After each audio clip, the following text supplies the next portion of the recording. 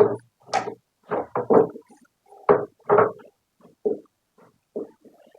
है, क्लास 10 का बहुविकल्पीय प्रश्न है। जिस प्रकार से हम लोग आगे सवाल को देखा गया है, इसी प्रकार से आगे देखते रहेंगे जब तक बहुविकल्पीय सवाल पूरा खत्म नहीं हो जाता। क्वेश्चन नंबर 8 क्या है आपका, एक सवाल है, यदि दो संख्याओं का एचसीएफ, यानी यदि दो संख्याओं का एचसीएफ एक है। एचसीएफ क्या है, यदि दो संख्या कहलाती है, क्या एचसीएफ कितना हो, एक है, तो वह संख्या कहलाती है, वह संख्या कहलाती है। तो क्या कहलाती है, ऑप्शन देखिए क्या कह रहा है, कहलाती है। ऑप्शन नंबर ए कह रहा है कि दो संख्या है, यदि दो संख्याओं का एचसीएफ एक है तो वह संख्या कहलाती है। तो देखिए कैसे, क्या कहलाती है क्या नहीं कहलाती है, देखते हैं। कह रहा है जुड़वा, यानी जुड़वा अभाज्य। Option number A. Option number B दिया है साभाज्य भाज्य, साभाज्य भाज्य, साभाज्य साभाज्य, सी नंबर में भाज्य और डी नंबर ऑप्शन में संपूर्ण संख्या है।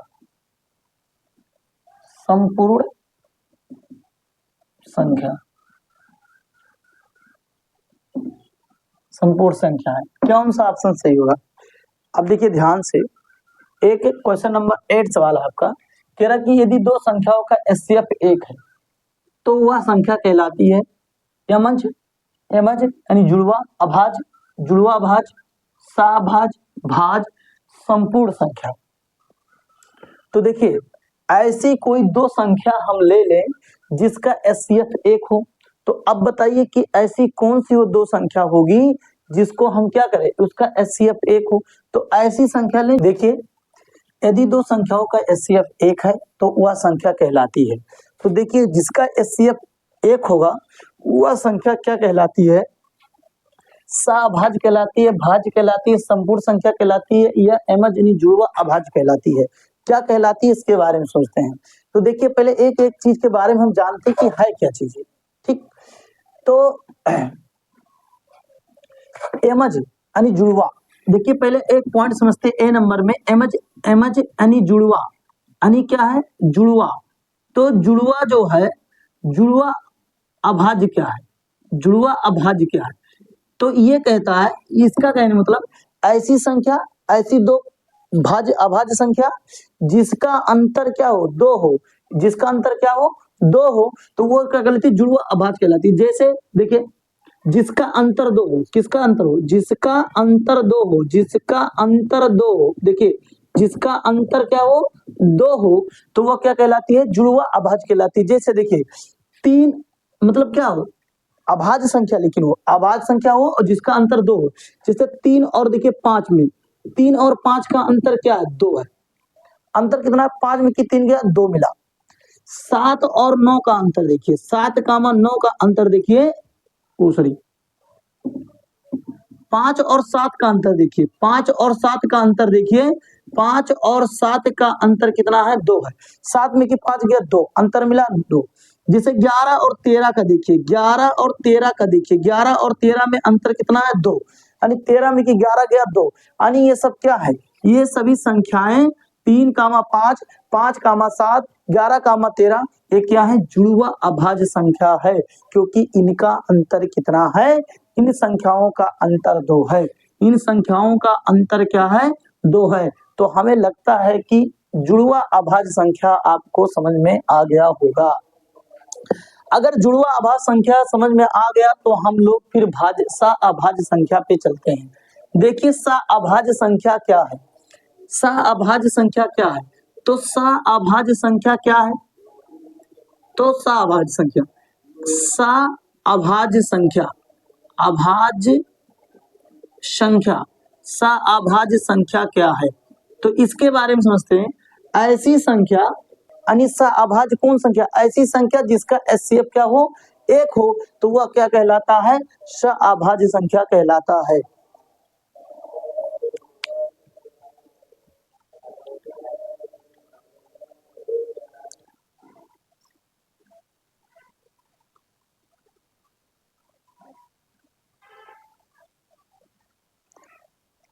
सअभाज्य संख्या क्या कहलाती है? सअभाज्य संख्या जिसका गुणनखंड क्या हो? कॉमन एक हो, यानी जिसका एचसीएफ क्या हो?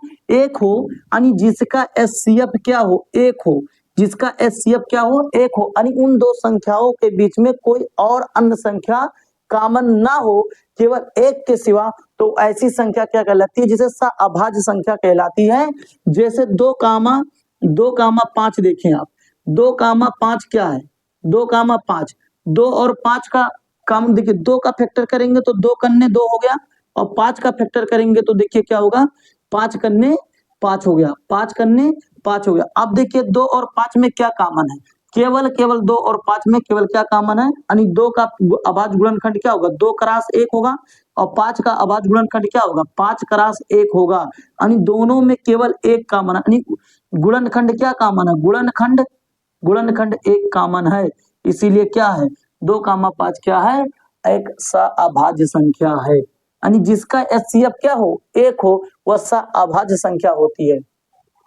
भाज्य संख्या ऐसी संख्या जो जिसके क्या हो? 2 से अधिक फैक्टर हो। भाज्य संख्या क्या होती है? भाज्य संख्या का मतलब यह है जिसके क्या हो?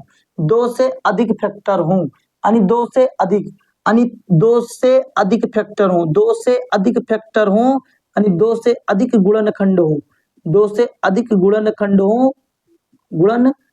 हो, ठीक है? 2 से अधिक गुणनखंड हो, वह क्या कहलाता है? अभाज्य संख्या कहलाती है, यानी भाज्य संख्या कहलाती है, भाज्य संख्या कहलाती है।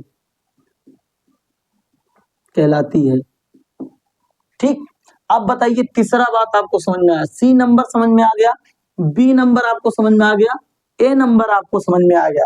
यानी जुड़वा अभाज्य क्या है? जिसका अंतर 2 हो, और क्या है? सअभाज्य यानी जिसका एचसीएफ 1 हो, यानी इन दोनों संख्या, ऐसी दो संख्या जिसमें केवल एक गुणनखंड हो, माने गुणनखंड एक कॉमन हो, वो क्या कहलाता है?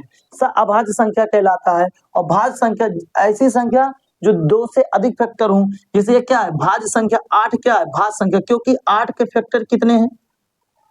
भाज्य संख्या 8,4 ले लीजिए, तो देखिए क्या होगा? 2 चौक 8, और 2 दुनाए 4, 2 कन्ने 2। देखिए 8 के बहुत सारे फैक्टर हैं, 2 फैक्टर है, 4 फैक्टर है, 2 फैक्टर है, और 1 फैक्टर है। और इसका देखिए कितने फैक्टर? 2 दुनाए 4, 2 कन्ने 2, यानी कितने? 1 2 3, 4 2 1, इसके फैक्टर है, यानी 1 से क्या है? 1 से अधिक फैक्टर है, तो क्या हो गया? भाज्य संख्या हो गई। अब क्या पता चलता? संपूर्ण संख्या क्या है? तो बताइए संपूर्ण संख्या क्या है? आप देखिए संपूर्ण संख्या क्या है? संपूर्ण संख्या तो ऐसी संख्या क्या? संपूर्ण संख्या कैसी संख्या? ऐसी संख्या जिसके गुणनखंडों का योग उस संख्या के बराबर हो, यानी संपूर्ण संख्या का मतलब क्या है? ऐसी संख्या जिसके जिसके गुणनखंडों गुणनखंडों गुणनखंडों ऐसी संख्या जिसके गुणनखंडों का योग बराबर हो, उस संख्या के बराबर, योग उस संख्या के बराबर हो, उस संख्या के क्या हो? संख्या के बराबर हो, तो ऐसी संख्या को क्या कहते हैं? संपूर्ण संख्या कहते हैं। जैसे 14 ले लें। हेलो, अरे का हाल है? बढ़िया सर, रुक जाओ 10 मिनट, तनी क्लास लेते रहे। ना नहीं क्लास लेते रहे ना, बस 2 मिनट रुक जाओ, लगाई। हाँ एक सेकंड, तुम बैठो बैठो, कुर्सी ले लो, बैठो आराम से, 2 मिनट रुक जाओ खाली।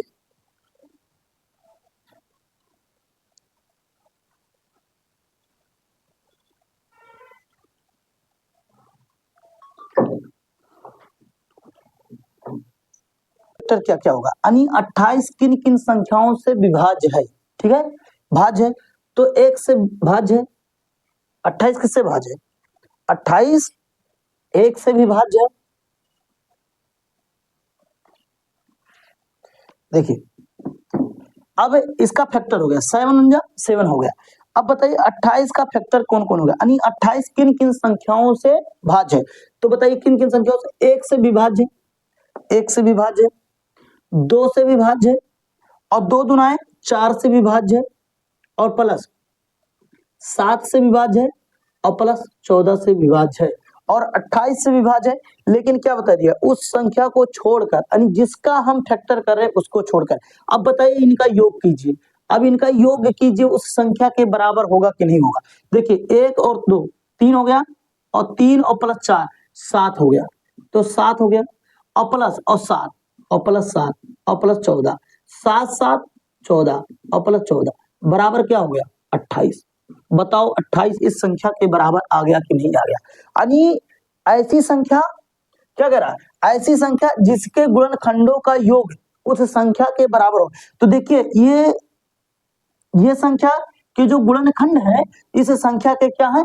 बराबर है, लेकिन के बराबर हो, और उसे क्या कहते हैं? संपूर्ण संख्या कहते हैं, बस उस संख्या को छोड़कर। यानी इस संख्या, यानी 28 क्या 28 से भी विभाज्य है, लेकिन उसको क्या करेंगे हम?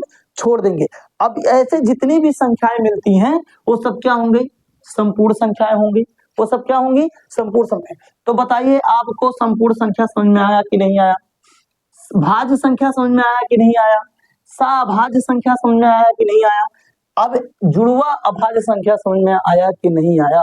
अब बताइए इनमें से ऐसा कौन सा लॉजिक है जो दोनों में काम करता? देखिए जुड़वा अभाज्य का मतलब जिसका अंतर 2 हो, तो भैया अंतर क्या होना चाहिए? 2, लेकिन यहाँ क्या मांग रहा है? 1 मांग रहा है, यानी ये नहीं हो सकता है। सअभाज्य संख्या यानी जिसका एचसीएफ 1 हो, देखिए एचसीएफ जिसका 1 हो, यही ऐसी संख्या है, यानी सअभाज्य संख्या एक ऐसी संख्या है जिसका क्या है? मतलब एलसीएम क्या, एचसीएफ क्या है? 1 है, इसीलिए इसका ऑप्शन नंबर क्या हो गया? बी। ऑप्शन नंबर क्या हो गया? ऑप्शन नंबर बी इसका सअभाज्य संख्या क्या है? सत्य है।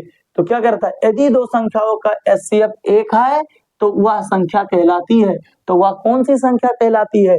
तो सअभाज्य संख्या कहलाती है।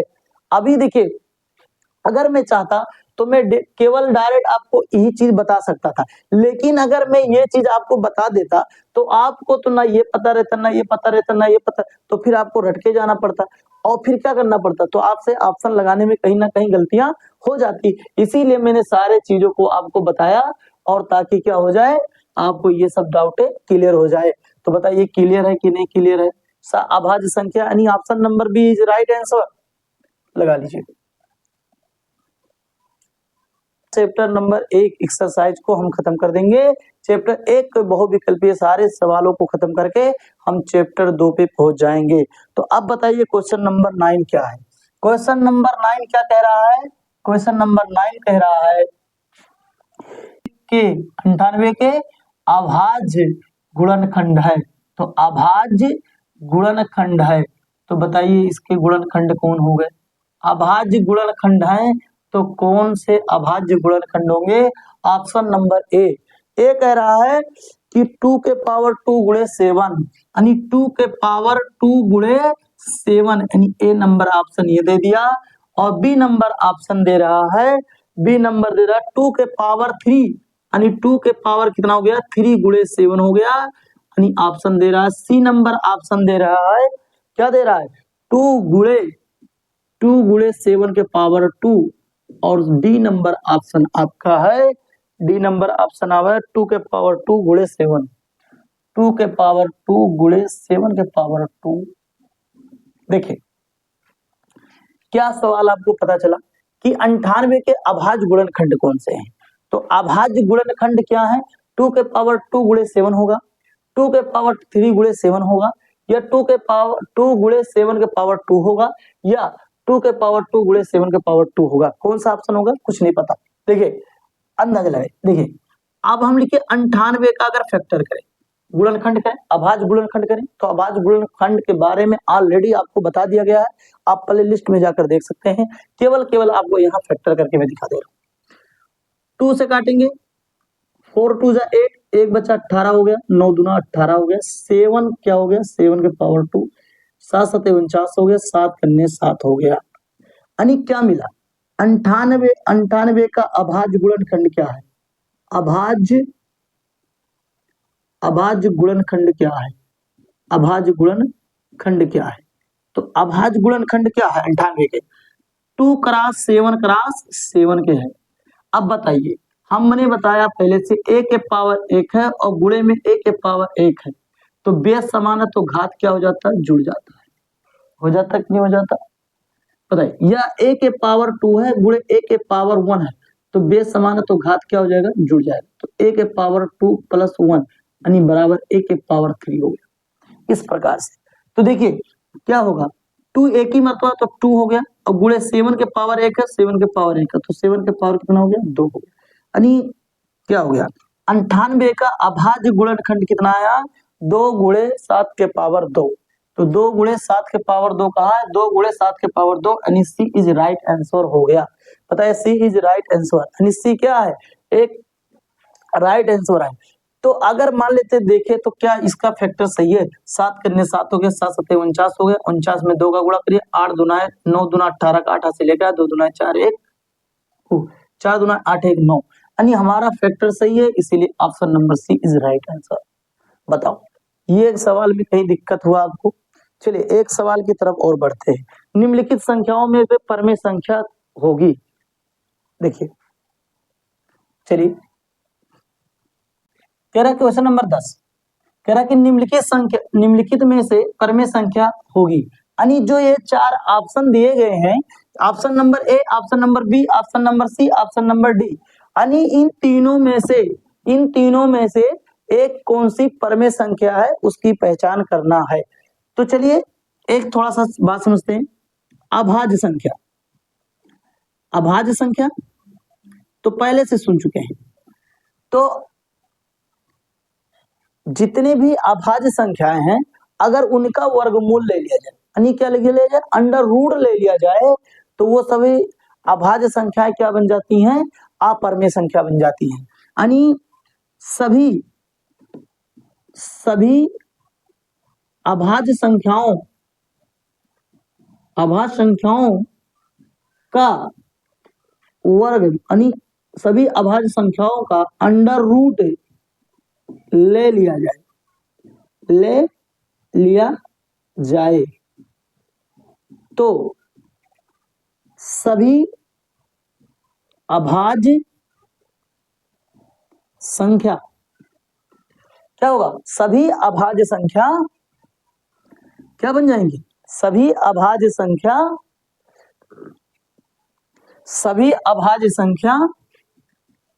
अपरमेय संख्या हो जाएगी। अपरमेय संख्या हो जाएगी। बताइए, यानी जितने भी अभाज्य संख्या क्या होती है? एक तो स्वयं से कटे और एक केवल किससे कटे? एक से कटे, बस।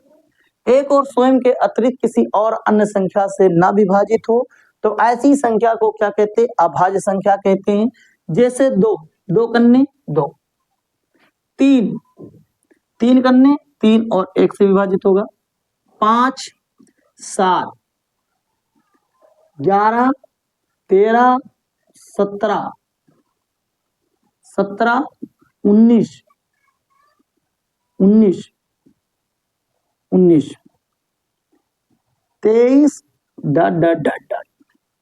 ये सभी क्या है? अभाज्य संख्या है। ये केवल अपने आप से विभाजित होगी और 1 से विभाजित होगी।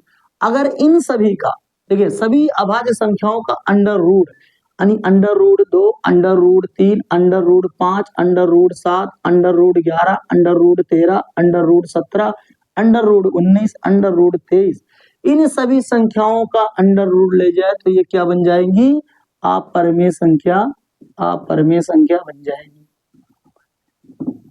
अपरिमेय संख्या होगी। तो देखिए कहीं आपके अंडर रूट 2 है, नहीं, under root 3, under root 5, under root 5, यानी ए ऑप्शन क्या हो गया, अपरिमेय संख्या हो गया। क्या हो गया, अपरिमेय संख्या हो गया,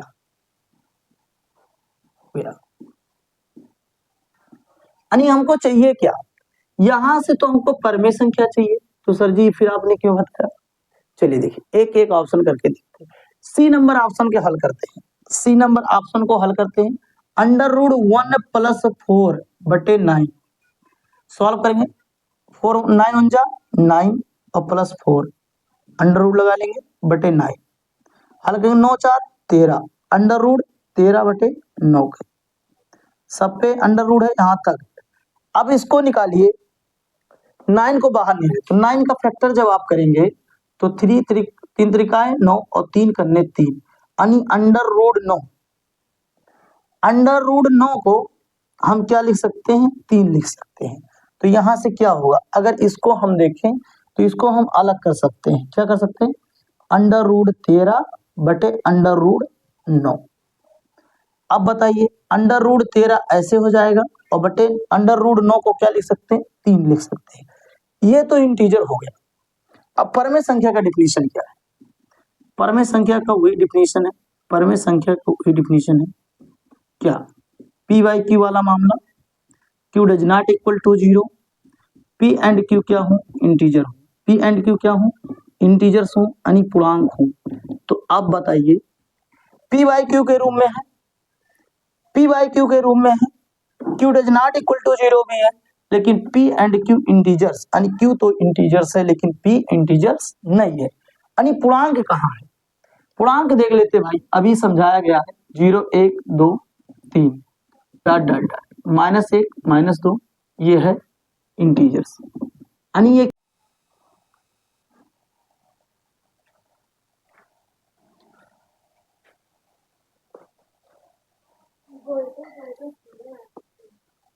आराम से हाँ ले जाओ। हाँ तो देखिए क्या है, आया आपका ये पूर्णांक इंटीजर्स आया, ठीक है, ये इंटीजर्स में आप देखते हैं, ये रहा इंटीजर्स आपका। अब बताइए अंडर रूट, देखिए ये तो क्या है, पी बाई क्यू के रूप में लिखा है और Q does not equal to 0, यानी क्यू 0 के बराबर भी नहीं है, जहां पी एंड क्यू इंटीजर होना चाहिए। तो 3 क्यू के जगह पे 3 है, 3 इसमें है यानी 3 इंटीजर है, लेकिन पी अंडर रूट 13 है। बताइए इसमें अंडर रूट 13 आएगा, नहीं आएगा, केवल 13 आएगा। तो इसका मतलब क्या है, इसका मतलब ये क्या है, अंडर रूट 13 बटे अंडर रूट 13 बटे 3, 3 क्या है, एक अपरिमेय संख्या है, यानी क्या बन गया, एक अपरिमेय संख्या बन गया, यानी इरेशनल नंबर, इरेशनल नंबर हो गया। तो यानी कंफर्म हो गया कि ये रेशनल नंबर है, यानी क्या बन गया, यानी सी नंबर ऑप्शन भी क्या है, अपरिमेय संख्या है, यानी सी नंबर ऑप्शन क्या है, अपरिमेय संख्या है, क्या है, अपरिमेय संख्या है। बताइए इतना बात समझ में आया कि नहीं आया। अब बचता है अंडर रूट 2.5, अंडर रूट 2.5 है, तो इसके बारे में देखते हैं, कहाँ देखते हैं, तो देख लीजिए यहीं पे देख लीजिए, अंडर रूट 2.5, अंडर रूट 2.5 क्या है, under root C D option, यानी डी ए नंबर ऑप्शन लिखे। तो अंडर रूट 2.5, अंडर रूट 2.5 को क्या लिख सकते हैं, इसका दशमलव हटा देंगे तो क्या बचेगा, यहाँ पे अंडर रूट 25/10 हो जाएगा। अब इसका अंडर रूट अगर 25 का निकालेंगे तो क्या बचेगा, 55 25 यानी 5 बचेगा, अंडर रूट 10 बचेगा, यानी इसको ऐसे लिख दीजिए बार, अंडर रूट क्या बचेगा 25 हो जाएगा अपान अंडर रूट 10 हो जाएगा, यानी इसका मतलब क्या हो गया 5 अपान अंडर रूट 10 हो गया, 5 अपान अंडर रूट 10 हो गया। अब बताइए पी बाई क्यू के रूप में लिखा है, Q does not equal to 0 भी है, लेकिन अब की बार क्या हो गया, पी इंटीजर है लेकिन क्यू इंटीजर नहीं है, क्योंकि अंडर रूट 10 इसमें नहीं आएगा, इसीलिए ये क्या हो गया, इरेशनल नंबर हो गया, ये भी क्या हो गया, इरेशनल नंबर हो गया, यानी इरेशनल नंबर ये भी हो गया, यानी अपरिमेय संख्या हो गया, अपरिमेय संख्या हो गया, क्या हो गया, अपरिमेय संख्या हो गया। यानी ऑप्शन नंबर डी भी क्या हो गया, अपरिमेय संख्या हो गया। ऑप्शन नंबर डी क्या हो गया, अपरिमेय संख्या हो गया। अब हमसे ऑप्शन में पूछा क्या है, हमसे ऑप्शन में पूछा निम्नलिखित में से कौन सा परमेय संख्या होगा। तब जब ए नंबर ऑप्शन परमेय संख्या नहीं अपरमेय है, यानी ए नहीं हो सकता है। सी नंबर नहीं हो सकता क्योंकि ये भी अपरमेय संख्या है। डी नंबर नहीं हो सकता है क्योंकि ये भी अपरमेय संख्या है। तो बताइए केवल ऑप्शन नंबर बी यानी ऑप्शन सी क्या हो सकता है, परमेय संख्या हो सकता है। क्योंकि अंडर रूट 1 यानी 1 का फैक्टर करेंगे तो 1/1 यानी इसके क्या होंगे, 1 का गुणनखंड एक ही होगा, 1 क्रॉस 1 इक्वल टू 1 होगा। इसीलिए इसका फैक्टर क्या होगा, यानी अंडर रूट 2 यानी इसके दो 1 क्रॉस 1 ही लिखेंगे 1 ही आएगा, यानी इसका प्रोडक्ट क्या आएगा 1 ही आएगा। इसीलिए क्या होगा अंडर रूट 1 बराबर, इसीलिए क्या हो गया 1 एक क्या है, एक क्या है, एक परमेय संख्या है। इसीलिए अंडर रूट 2 एक क्या हो गया, अंडर रूट 2 एक परमेय संख्या हो गया। चलिए अब आपका बी ऑप्शन इसमें से क्या हो गया, सही हो गया। देखिए बाबू अगर मैं चाहता तो आप लोगों को डायरेक्ट बता देता कि बी नंबर ऑप्शन सही है, लेकिन आपको फिर इतना सारा ज्ञान नहीं हो पाता, कहीं ना कहीं आप फिर जाकर सवाल को आगे फंस जाते। इसीलिए मैंने क्या काम किया, आपको सारे लॉजिक के साथ बताते हुए चला और आपके नॉलेज के लिए, इसीलिए क्या ताकि आपको बहुत अच्छे से जानकारी हो जाए। चलिए इसी प्रकार से हम आगे सवाल को बढ़ते हैं। हम लोग 10वें नंबर सवाल तक पहुंच चुके हैं, इसी प्रकार से हम लोग आगे बढ़ते हैं।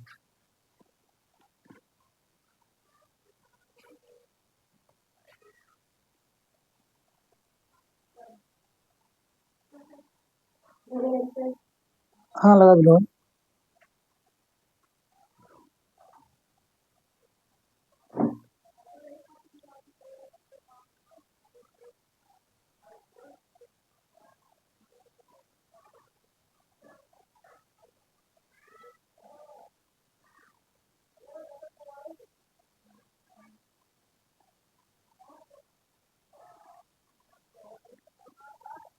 ऐसी संख्या संपूर्ण संख्या, संपूर्ण संख्या क्या है तो पहले इसको जानेंगे।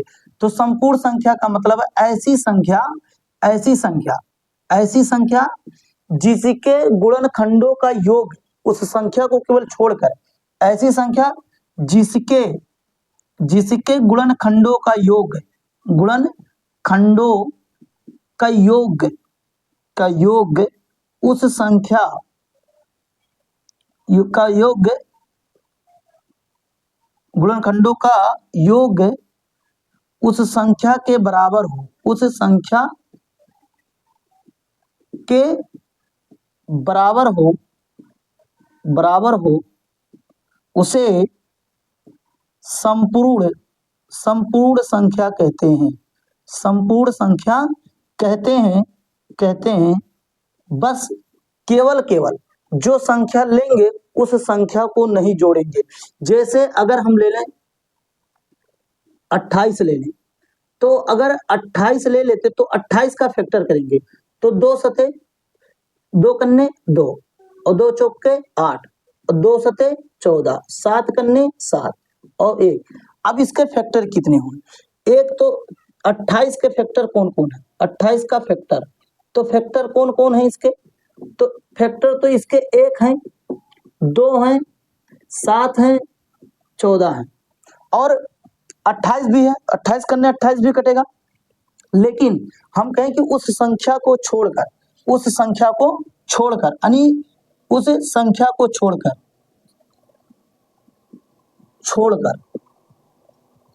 यानी जिस संख्या का फैक्टर करेंगे उस संख्या को छोड़ दे। तो आपका क्या हो गया, आप प्रश्न नंबर आपका 12 कह रहा है कि निम्नलिखित में से, यानी 4 ऑप्शन दिए गए हैं, यानी निम्नलिखित में से कौन सा अभाज्य है, अभाज्य संख्या है, अभाज्य संख्या अभाज्य संख्याओं का एक युग्म है, संख्याओं का एक युग्म है, एक युग्म है। क्या कह रहा है? प्रश्न नंबर 12 कह रहा है कि निम्नलिखित में से कौन सा अभाज्य संख्याओं का एक युग्म है। युग्म मतलब जोड़ा, युग्म मतलब क्या होता है? जोड़ा, युग्म मतलब जोड़ा होता है। और अभाज्य संख्याओं के बारे में हम पिछले वीडियो में बता दिए हैं। लेकिन ऑप्शन देखिए क्या है इसका। ऑप्शन ए नंबर में ऑप्शन है 14,35। Option number A. Option number B देखिए, ऑप्शन नंबर बी क्या है? 18-25। 18-25 है। बी नंबर ऑप्शन में 18-25 है। और सी नंबर ऑप्शन आपका है 31-93। 31 क्या है? 93 है। और डी नंबर ऑप्शन में आपका है, डी नंबर ऑप्शन आपका क्या है? 32-62। क्या है? 32 और 62 आपका डी नंबर ऑप्शन है। तो अभाज्य संख्याओं क्या बताएगा? ऐसी संख्या जिसका एचसीएफ 1 हो। अभाज्य मतलब को प्राइम नंबर, यानी जिसका क्या हो? जिसका एचसीएफ 1 हो, यानी उन दो संख्याओं के बीच में केवल एक कॉमन हो, यानी जिसका क्या हो? एचसीएफ क्या हो? 1 हो, यानी गुणनखंड केवल एक कॉमन हो। गुणनखंड केवल एक कॉमन हो, केवल एक कॉमन हो, यानी एक ही उभयनिष्ठ हो, उभयनिष्ठ हो, यानी एक ही कॉमन हो। यानी क्या होना चाहिए? एक ही कॉमन होना चाहिए। ऐसी संख्या जिसका एचसीएफ तो 1 हो, या उन दो संख्याओं के गुणनखंड केवल एक ही उभयनिष्ठ होना चाहिए, दोनों में केवल एक ही कॉमन होना चाहिए। तो ऐसी संख्या क्या होगी? अभाज्य संख्या होगी। क्योंकि इसके बारे में हम लोग पहले से चर्चा कर चुके हैं, इसीलिए आगे बढ़ते हैं। 34 और 35 का देखा जाए, 35 का देखा जाए तो अगर हम इसका 14 और 35 का देखा, 14 का फैक्टर किया जाए 2 सतह 14, 7 करने 7।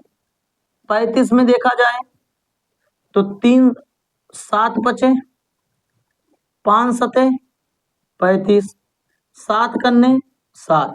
अब बताइए इसमें इन दोनों में 7 कॉमन है। देखिए इन दोनों में क्या कॉमन? 7 कॉमन। अगर हम इसको ऐसे लिखेंगे 14 का अभाज्य गुणनखंड, क्या लिखेंगे? 14 का अभाज्य गुणनखंड, 14 का अभाज्य गुणनखंड। तो 14 का अभाज्य गुणनखंड लिखने के बाद क्या होगा? आपको 2x7 देखने को मिलेगा, 2x7 मिलेगा। इसी प्रकार से 35 का अभाज्य गुणनखंड करना है, तो 35 का जब अभाज्य गुणनखंड करेंगे तो क्या मिलेगा? 35 का अभाज्य गुणनखंड, अभाज्य गुणनखंड क्या मिलेगा? 7 × 35 यानी 5x7 मिलेगा। दोनों में देखिए 7 कॉमन है। आपने दोनों में क्या कहा था? कॉमन केवल एक होना चाहिए, जिसका एचसीएफ 1 होना चाहिए। अब बताइए 14 और 35 का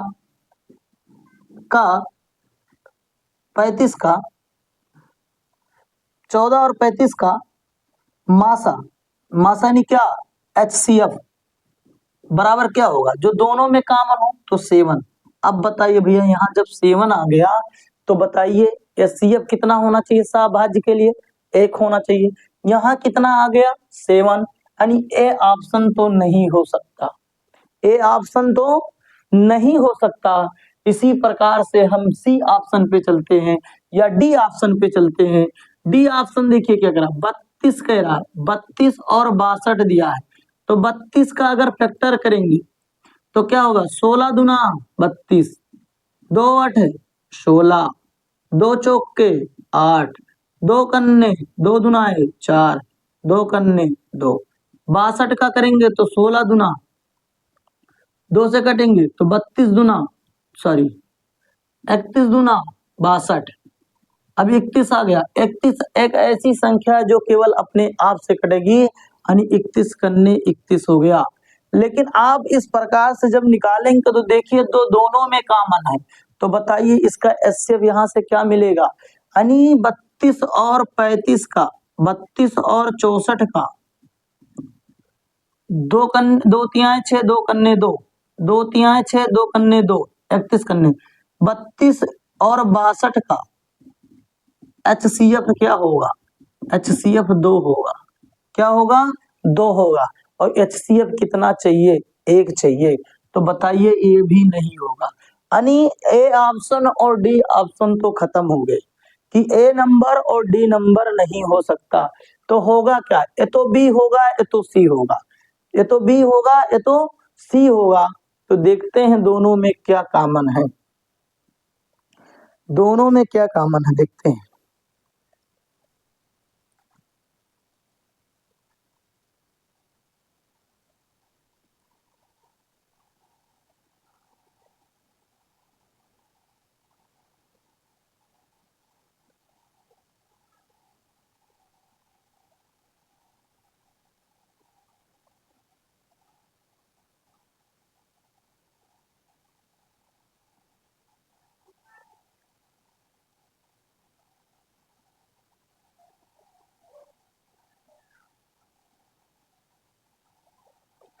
सी नंबर ऑप्शन देखते हैं, क्या देखते हैं, सी नंबर ऑप्शन देखते हैं। तो सी नंबर ऑप्शन में क्या ऑप्शन है, 31 दिया है और क्या दिया है, 93 दिया है। 31 दिया है और 93 दिया है। तो 31 का जब फैक्टर करेंगे तो 31 क्या है, एक अभाज्य संख्या है, अभाज्य, तो 31 कन्ने 31 कटेगा। और 93 के काटेंगे 3 से, तो 3 त्रिकाएं 9, 3 कन्ने 3 हो जाएगा, 31 कन्ने 31 हो जाएगा। दोनों में कॉमन क्या मिल गया, 31 मिल गया। अगर हम देखें 31 और 93 का एचसीएफ क्या होगा, तो 93 का एचसीएफ 31 होगा, यानी कितना होगा, ये कितना होगा, 31 और 93 का एचसीएफ 31 होगा, यानी इसका मतलब सी ऑप्शन भी नहीं सही है। तो बताइए ए ऑप्शन निकल गया, सी ऑप्शन निकल गया, डी ऑप्शन निकल गया, तो बचा क्या, बी ऑप्शन, यानी B is a right answer. B क्या है, बी ही इसका सही उत्तर है। लेकिन देख लेते हैं इसको भी लगा कर, क्या इसका एचसीएफ 1 आएगा। तो देखिए क्या है, 18 है, 18 है कामा 25 है। तो 18 का फैक्टर करेंगे तो 2 9 18, 3 त्रिकाए 9 और 3 कन्ने 3। इसी प्रकार से 25 का कर लीजिए, 25 का पचवम 25, 5 कन्ने 5। अब बताइए 18 का फैक्टर क्या है, 18 का फैक्टर हुआ 2 क्रॉस 3 क्रॉस 3 क्रॉस 1 का, और 25 का फैक्टर क्या हुआ, 25 का फैक्टर हुआ 5 क्रॉस 5 क्रॉस 1 का। अब बताइए इसका क्या निकलेगा, एचसीएफ क्या होगा, इसका एचसीएफ क्या होगा, दोनों में केवल एक कॉमन है। तो बताइए यही बात तो बोला गया, साभा जो होगा जिसका एचसीएफ 1 होगा। तो बताइए बी नंबर है। बी नंबर को जब सॉल्व किया गया तो ऑप्शन बी आ रहा है कि नहीं आ रहा है, ऑप्शन बी आ रहा है कि नहीं आ रहा है। तो B is right answer in this question. इस प्रश्न का उत्तर में बी इसका सही जवाब है। क्या है, बी इसका सही जवाब है।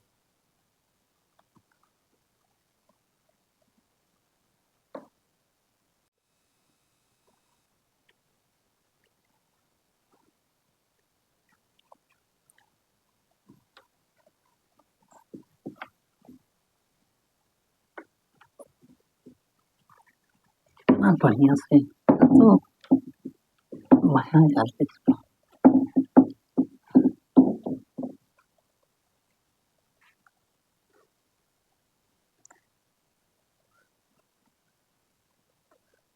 देखिए 15, 18 और 24 का लासा, प्रश्न नंबर 13 पे आ गए हम लोग, क्या आ गए, प्रश्न नंबर 13 पे आ गए। प्रश्न नंबर 13, प्रश्न नंबर 13 क्या कह रहा है, 15, 18 सॉरी 15, 18 और 24 का लासा क्या होगा, यानी 15 हो गया, कितना हो गया 15 हो गया, 18 हो गया, 15 18 और 24 का लासा। कितने का लासा? 24 का लासा है, और 24 का लासा है, 24 का लासा है। अभी तक मासा पे बात हुआ, अब लासा आ गया। क्या हो गया? लासा है। ऑप्शन कौन कौन सा है? ऑप्शन 90 120 240। 90 120 240, यानी ये तो बी सी नंबर, ये तो सी नंबर, ये तो बी नंबर, ये तो फिर ए नंबर, यानी A option, B option, C option और डी ऑप्शन में क्या है? 360, यानी डी ऑप्शन क्या है? 360। ये आपका प्रश्न रहा। ये प्रश्न है आपका कि 15 18 और 24 का लासा होगा, इनमें से कौन सा ऑप्शन सही होगा? तो इसको निकालने का, लासा निकालने का एक बेहतरीन विधि है। क्या है? देखिए लासा, इसका फैक्टर करिए। 15 का फैक्टर क्या होगा? 15 18 और 24 एक साथ काट दीजिए, एक साथ क्या कर दीजिए? काट दीजिए। तो देखिए क्या होगा, यहाँ से 3 से काट दीजिए तो 3 पचे 15 हो गया, और 3 के पहाड़े में 18, 3 छक 18 हो गया, और 3 के पहाड़े में 24, 8 त्रिक 24, यानी 8 त्रिक 24 कट गया। बताइए, 5 से काट दीजिए तो 5 कन्ने 5 हो गया, 5 के पहाड़े में 6 नहीं आएगा तो 6 उतर जाएगा, 5 के पहाड़े में 8 नहीं आएगा तो 8 उतर जाएगा। 2 से काट दीजिए तो 1 कन्ने 1 हो जाएगा, 2 तिहाई 6 हो जाएगा, 2 चौके 8 हो जाएगा। 3 से 2 से काट दिए तो 1 ऐसे होगा, 2 के पहाड़े में 1 नहीं आएगा तो 1 ऐसे हो, सॉरी 2 के पहाड़े में 3 नहीं आएगा तो 3 ऐसे हो जाएगा, 2 दुनाए 4 हो जाएगा। फिर 2 से काट देंगे तो 1 ऐसे उतर जाएगा, 2 के पहाड़े में 3 नहीं आएगा तो 3 ऐसे, 2 कन्ने 2 हो जाएगा। अब क्या बचा? 3 कन्ने 3 काट देंगे, यानी सब जब 1 1 हो जाएंगे तो हम क्या करेंगे? रुक जाएंगे। तो बताएंगे क्या होगा। देखिए एक तरफा क्या होगा, 15 और 15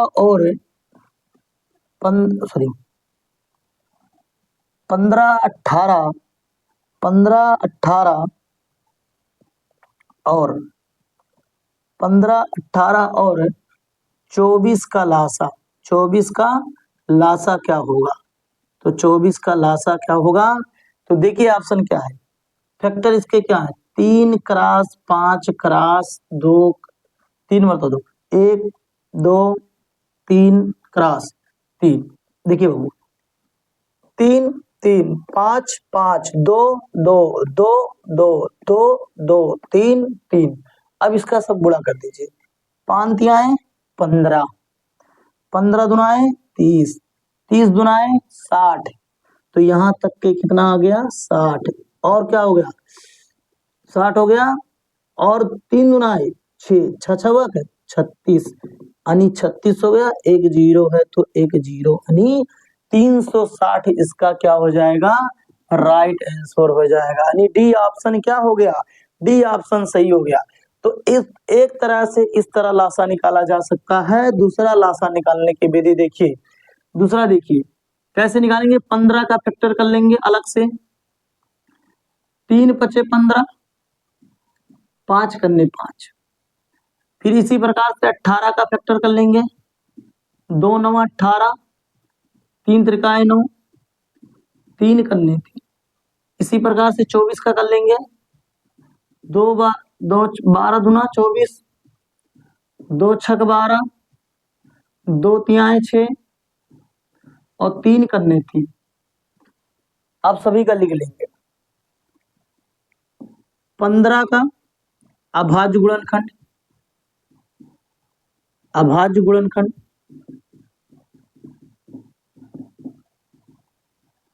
फिर किसका?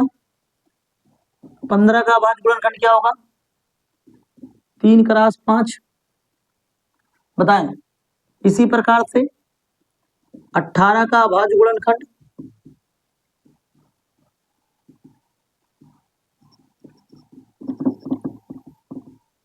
अभाज्य गुणनखंड क्या होगा 18 का? 2 क्रॉस 3 क्रॉस 3 के, 2 क्रॉस 3 क्रॉस 3 का। इसी प्रकार से किसका होगा? 24 का अभाज्य गुणनखंड क्या होगा? अभाज्य गुणनखंड क्या होगा, खंड क्या होगा, अभाज्य गुणनखंड 2 क्रॉस 2 क्रॉस 2 क्रॉस 3 का। अब बताइए तीनों में क्या कॉमन है, तो लासा क्या होगा, अब लासा बराबर होगा कि जो तीनों में हो उसको एक मर्तबा लिखिए, ठीक, और बाकी जितने लोग बच जा रहे हैं उनको सबको लिख दीजिए। तो देखिए क्या बना, 3 यहां से निकल गया, 3 एक मर्तबा हो गया, 5 इसमें है, इसमें नहीं है, इसमें है लेकिन इसमें और इसमें नहीं है, तो 5 लिख देंगे, ऊपर वाला ऑप्शन खत्म हो गया। 2 इसमें है लेकिन इसमें है, इसमें और इसमें है लेकिन इसमें नहीं है, तो 2 और 3 यहां से बचा, 2 क्रॉस 3 बचा, इसमें इसमें 3 बचा, क्या बचा, देखिए अब क्या बचा, ये दोनों एक हो गए और 1 2 ये बच गए, तो 1 2 हो गया और 2 और बच गए, 2 क्रॉस 2 के। बताइए कोई छूटा, नहीं छूटा, 1 3 बच गया तो 3 तो लिख ही दिया, ठीक। अब देखिए 15 तिया 5 तियाएं 15, 15 दूना 30, 30 तियाएं 90, यानी यहां तक गुणा करने पे क्या आ गया, 90 आ गया, और 2 दुनाए 4, 2 दुनाए 4, 9 चौके 36, 360। इस तरह से भी एलसीएम निकाला जा सकता है, इस तरह से भी एलसीएम निकाल सकते हैं। जिन बच्चों को इसमें दिक्कत है वो इस प्रकार से एलसीएम निकाल सकते हैं, इसीलिए हम दोनों तरह से बता दिए आपको, ताकि आपको कहीं पर किसी प्रकार की दिक्कत समस्याएं ना हो।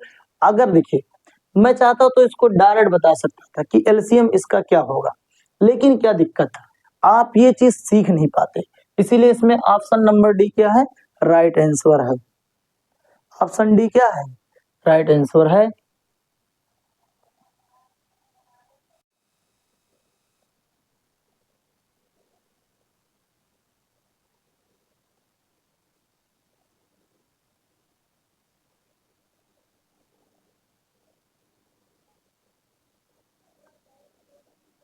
मैडम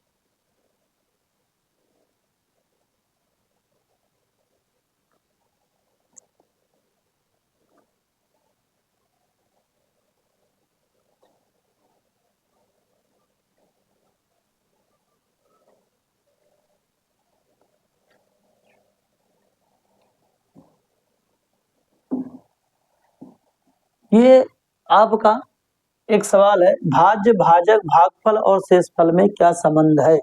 ये 4 ऑप्शन दिए, इनमें से कोई एक ऑप्शन सही है। आज हम उसी का क्या करते हैं, प्रयास करते हैं बताने के लिए। तो एक सवाल के माध्यम से हम इस संबंध को हल करेंगे। एक सवाल के माध्यम से हम क्या करेंगे, 5 में 2 से भाग करेंगे, 5 में 2 से भाग करेंगे और देखेंगे कि क्या निकलता है। तो 2 का पहाड़ा पढ़िए, 5 से ज्यादा ना जाए, तो 2 दुनाए 4 और यहाँ बच गया 1। ये क्या होता है, ये होता है शेषफल, ये क्या होता है, शेषफल। ये क्या होता है, भागफल, ये क्या होता है, भागफल। ये क्या होता है, भाजक, और ये क्या होता है, भाज्य, भाज्य, ठीक। बताओ इसमें किसी को कोई दिक्कत है, कोई समस्या है। अगर इतने बात में किसी को समस्या नहीं है तो आगे बढ़ते हैं। देखिए इसके बराबर क्या दिया है, 5 को हम क्या लिख सकते हैं, इसका गुणा, यानी 2 गुणे 2 और प्लस इसका जोड़, प्लस इसका जोड़। देखिए 2 दुनाए 4 1 5 बराबर हो गया कि नहीं हो गया। अब बताइए कि 5 क्या है, 5 एक भाजक है, भाजक है। बराबर हो गया। दो क्या है, ये दो एक भाज्य है और एक दो क्या है, भागफल है, भागफल है और प्लस शेषफल है, शेषफल। अब बताओ ऐसा ऑप्शन आपको कहाँ मिल रहा है, कौन सा ऑप्शन इससे रिलेट कर रहा है, आप बताएं, आप बताएं कौन सा। तो भाजक पहले कहाँ है, पहले आगे भाज्य आ गया, यानी ये नहीं हो सकता, भाज आ गया, ये नहीं हो सकता, यानी ए और सी नंबर नहीं हो सकता, यानी भाजक भाजक। अब देखिए भाजक बराबर भाज्य गुणे भाज्य प्लस आ गया, यानी A B D number option नहीं हो सकता। तो बचा क्या, बी नंबर। देखिए बी नंबर इसके जैसा मैच करेगा, भाज्य भाज्य बराबर बराबर भाज्य भाज्य भाजक भाजक बराबर बराबर भाज्य भाज्य गुणे गुणे भागफल भागफल प्लस प्लस शेषफल शेषफल। देखिए यानी बी ऑप्शन इसमें क्या हो गया, सही हो गया। चलिए कुछ बच्चों का कंफ्यूजन है कि दो सर यहाँ पे है, दो सर यहाँ पर है, भाज्य और भागफल एक जैसे, तो दूसरा सवाल ले लिया जाता है। देखिए दूसरा सवाल क्या हो, अगर हम लोग क्या कर दें, एक ले लेते हैं, 8 को ले लेते हैं और 2 से डिवाइड कर देते हैं। तो 8 का पहाड़ा पढ़िए कि 2 का पहाड़ा पढ़िए कि 8 से ज्यादा ना जाए। तो क्या होगा, 2 चौक के 8 हो गया, यहाँ 0, यानी क्या हो गया, क्रॉस क्रॉस नहीं 0 हो गया, क्या हो गया, 0 हो गया। अभी हमने क्या बताया कि ये जो 8 है, ये 8 बराबर है किसके, इन दोनों के गुणा और प्लस इसके जोड़ के साथ। तो ऐसे आ जाइए, तो 2 क्रॉस 4, 2 क्रॉस 4 और प्लस 0 प्लस 0। अब बताइए 8 क्या है, पहला नंबर तो यहाँ पे जो आया ऑप्शन वो क्या है, भागफल है, ये क्या है, भागफल है, ये क्या है यहाँ पे जो आया, शेषफल है, और ये बीच वाला क्या है, भाजक है, क्या है, भाजक है, और ये क्या है, भाज्य है। अब बताइए 8 क्या है, भाजक, यहाँ लिख दीजिए भाजक, बराबर है तो बराबर, 2 क्या है, 2 आपका भाज्य, तो लिख दीजिए भाज्य, गुणे आपका भागफल 4 है तो भागफल 4 लिख दीजिए, प्लस 0 आपका क्या है, शेषफल है तो शेषफल 0 लिख दीजिए। बताओ ऐसे ऑप्शन मैच कर रहे हैं कि नहीं कर रहे हैं। तो आपका बी क्या हो गया, राइट आंसर हो गया।